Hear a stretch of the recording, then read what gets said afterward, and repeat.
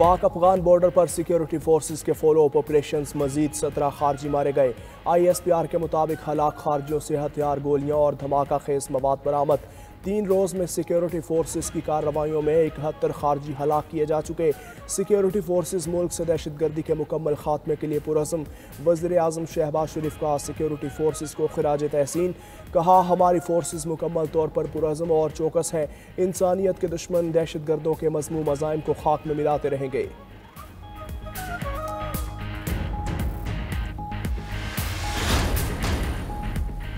Pakistani media की सच्ची और हक़ाइक़ पर मबनी रिपोर्टिंग पर मोदी सरकार बौखलाहट का शिकार। सैकड़ों पाकिस्तानी यूट्यूब चैनल्स को भारत में बंद कर दिया। मोदी सरकार का एजेंडा भारतीय अवाम को सच से दूर रख कर झूठ और हिंदुत्व को फ़रोग देना है।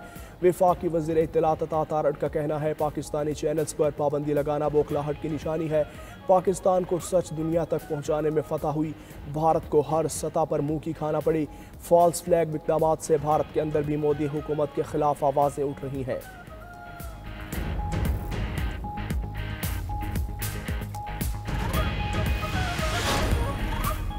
सिंध-तास मुआहिदे में 6 दरियाओं के पानी की तकसीम का मुकम्मल फार्मूला मौजूद है। वर्ल्ड बैंक ने गारंटी भी दी है, मुआहिदा मुअत्तल हुआ तो भारत पर आलमी पाबंदियां भी लग सकती हैं। साबिक अटॉर्नी जनरल अशतर औसाफ की पानी की तकसीम के कानूनी पहलुओं पर ब्रीफिंग। बताया, मुआहिदे को छेड़कर हिंदुस्तान खुद को आलमी सतह पर बेनकाब कर रहा है। कोई भी मुल्क अब भारत पर भरोसा नहीं करेगा।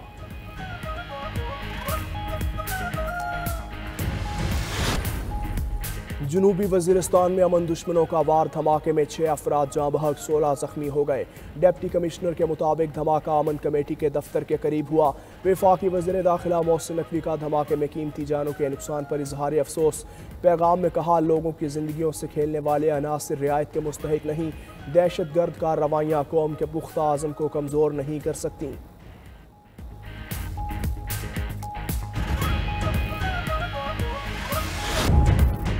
नहरों के मामले पर अहम पेशरफ्त, मुश्तरका मफादात कौंसिल के इजलास का वक्त तब्दील। पीपल्स पार्टी के मुतालबे वज़ीर आज़म ने CCI का इजलास आज तलब कर लिया। सीनियर वज़ीर सिंध शर्जील मेमन ने तस्दीक कर दी। CCI में शहबाज शरीफ और बिलावल भुट्टो की मुलाकात के एलामिये के तहत फैसला होगा और नहरों का मसला ख़त्म हो जाएगा।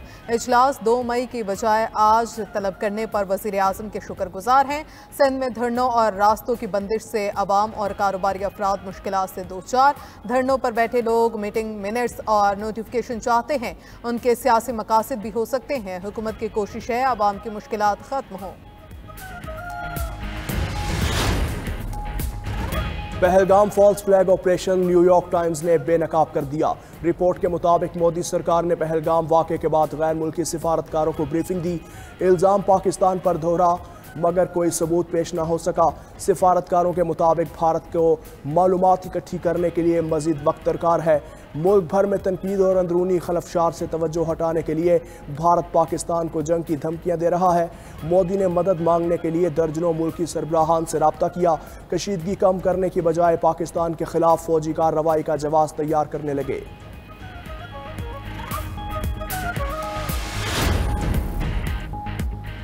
चीन का पहलगाम वाक़ये के मामले पर पाकिस्तान की हिमायत का ऐलान। चीनी वज़ीर ख़ारजा वांग यी का नायब वज़ीर आज़म व वज़ीर ख़ारजा इसहाक डार से टेलीफोनिक रब्ता। इसहाक डार ने पाक भारत हालिया कशीदगी पर चीनी हम मनसब को ब्रीफिंग दी। वांग यी ने कहा कि हम पाकिस्तान के जायज़ सिक्योरिटी खदशात को मुकम्मल तौर पर समझते हैं। चीन खित्ते की सूरत हाल का बारीक बीनी से जायज़ा ले रहा है। चीन पाकिस्तान की खुद मुख्तारी और सलामती के तहफ़्फ़ुज़ की मुकम्मल हिमायत करता है। इसहाक डार ने कहा कि पाकिस्तान दहशतगर्दी के खिलाफ पुरज़्म है और खित्ते में कशीदगी का ख्वाहा नहीं। पाकिस्तान मामले को संजीदगी और जिम्मेदारी से संभालने का इरादा रखता है। वज़ीर ख़ारजा इसहाक डार का बरतानवी हम मनसब डेविड लेमी से भी टेलीफोनिक रब्ता।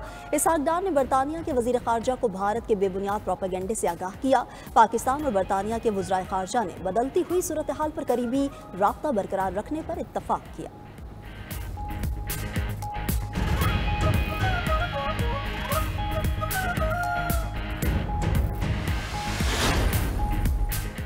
वज़ीर आज़म शहबाज शरीफ की जाती उम्रा में सदर नून लीग नवाज शरीफ से मुलाकात। भारतीय इक़दामात के जवाब में कौमी सलामती कमेटी इजलास में लिए गए फैसलों से आगाह किया। शहबाज शरीफ ने कहा, पहलगाम वाक़या प्री प्लान ड्रामा है। भारत माजी में भी इस तरह के मुख्तलिफ ड्रामे कर चुका। हम जाग रहे हैं। भारत ने जारयत की तो ईंट का जवाब पत्थर से देंगे। सेंतास मुआहिदा मुअत्तल करने जैसे फैसले जंगी हालात में भी नहीं किए गए। भारत का कोई एक तरफा फैसला काबिल कबूल नहीं। दोनों कायदीन के दरमियान दीगर अहम मामलात पर भी गुफ्तगू। मुलाकात में वज़ीर आला पंजाब मरियम नवाज भी मौजूद थी।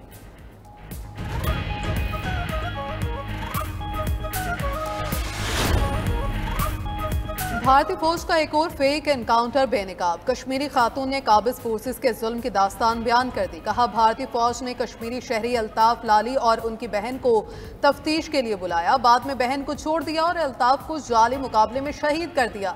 धमकियों और घर गिराने जैसे इकदाम से लोगों की जुबान बंदी की जाती है। पहलगाम वाक़े के बाद वादी में अब तक 10 घर गिराए जा चुके। उधर वज़ीर आला मकबूजा कश्मीर उमर अब्दुल्ला का कहना है कि भारतीय सिक्योरिटी फोर्सेस मासूम लोगों को निशाना बना रही है। किसी फर्द वाहिद के फेल की सजा उसके पूरे खानदान को नहीं दी जा सकती। इज्तिमाई सजा से कश्मीरी मुतनफ़िर हो जाएंगे।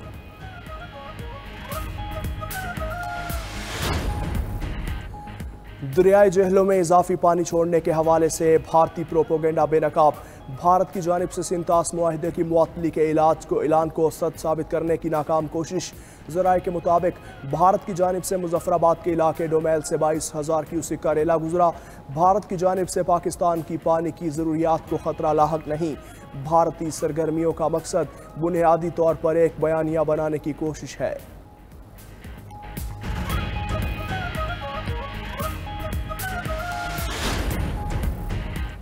पाकिस्तान हाई कमीशन के बाहर एहतजाज का जवाब। लंदन में पाकिस्तानियों की बड़ी तादाद भारतीय हाई कमीशन के बाहर पहुंच गई।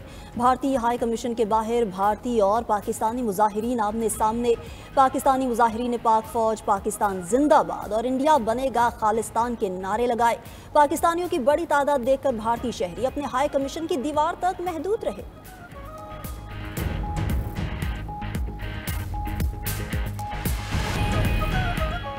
पार्लियामेंट की सवाबदीद है कि आर्मी एक्ट में तरमीम करे या ना करे। पार्लियामेंट ने जो करना है करे। हमने सिर्फ इस केस की हद तक मामले को देखना है। जस्टिस जमाल मंदूखेल के फौजी अदालतों से मुतल्लिक केस में remarks. Attorney general Mansoor Awan से मुकालमे में कहा, यह पॉलिसी फैसला भी कर लें। सिविल निज़ाम नाकाम हो चुका। सब केसेस फौजी अदालत भेज दें। अटॉर्नी जनरल की हुकूमत से मुशावरत के लिए मोहलत की इस्तदा। कहा, फैसला साज गुज़श्ता हफ्ते नहरों के मसले और अब पाक भारत तनाज़े में मसरूफ रहे। अदालत एक हफ्ते की मोहलत दे। आईनी बेंच ने समाअत 5 मई तक मुलतवी कर दी।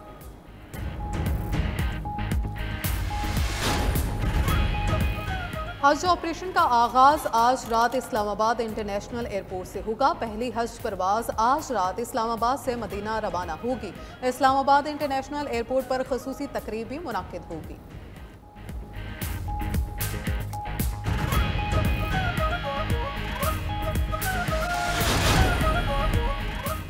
ईरान में बंदरगाह पर धमाके के बाद आज यौम सोग। मुल्क भर में अवाम अफसुर्दा। वाक़े में अमवात 40 हो गई। 1000 से ज़ायद ज़ख्मी हैं। खबर एजेंसी के मुताबिक 2 रोज़ बाद भी धमाके के मकाम पर आग लगी है। जहरीले केमिकल से भरा हुआ काला धुआं इलाके के ऊपर छाया है। पासदारान इनकलाब ने कंटेनर्स में मिसाइलों का ठोस ईंधन होने की खबरों की तरदीद कर दी।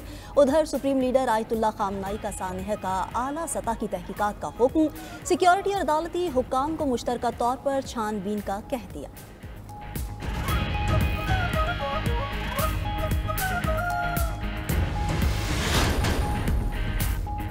दहशतगर्द इसराइल की दरिंदगी बरकरार। गजा में पनाह हुसैन कैंपों पर वहशियाना बमबारी। मजीद 53 फलस्तीनी शहीद। देरुल बला, शुजाइया और जैतून में कैंपों को निशाना बनाया गया। माओं के साथ शीरखार बच्चे भी जाम शहादत नोश कर गए। इसराइली तैयारों की लिबनान के दारुल हुकूमत बैरूत में भी बमबारी। हिजबुल्लाह कमांडर को शहीद करने का दावा किया।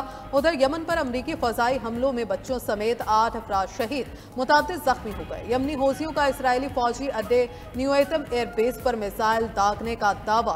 इसराइली फौज ने तस्दीक करते हुए कहा कि मिसाइल को डिफेंस सिस्टम ने मार गिराया।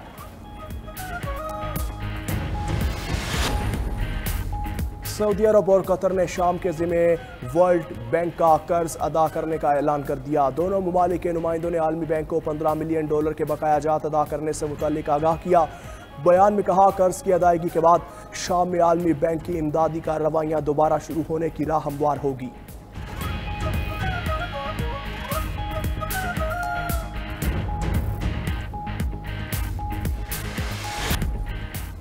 कनाडा का मुस्तकबिल किसके हाथ में होगा, फैसला कुन मरहला आन पहुंचा। कनाडा में पार्लिमानी इंतखाबात के लिए वोट आज डाले जाएंगे। हुक्मरान जमात लिबरल पार्टी के मार्क कार्नी और कंजर्वेटिव रहनुमा पेरी के दरमियान सख्त मुकाबला मुतवक्के। खबर एजेंसी के मुताबिक वजीर आजम मार्क कार्नी की लिबरल पार्टी इंतखाबात में मैदान मार सकती है।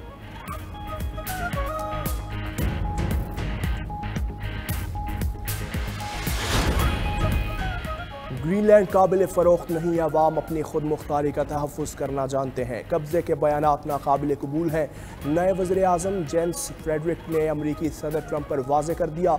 जेम्स फ्रेडरिक ने डेनमार्क के हम मनसब से मुलाकात की। ग्रीनलैंड की हिफाजत के लिए मिलकर चलने का आज़म।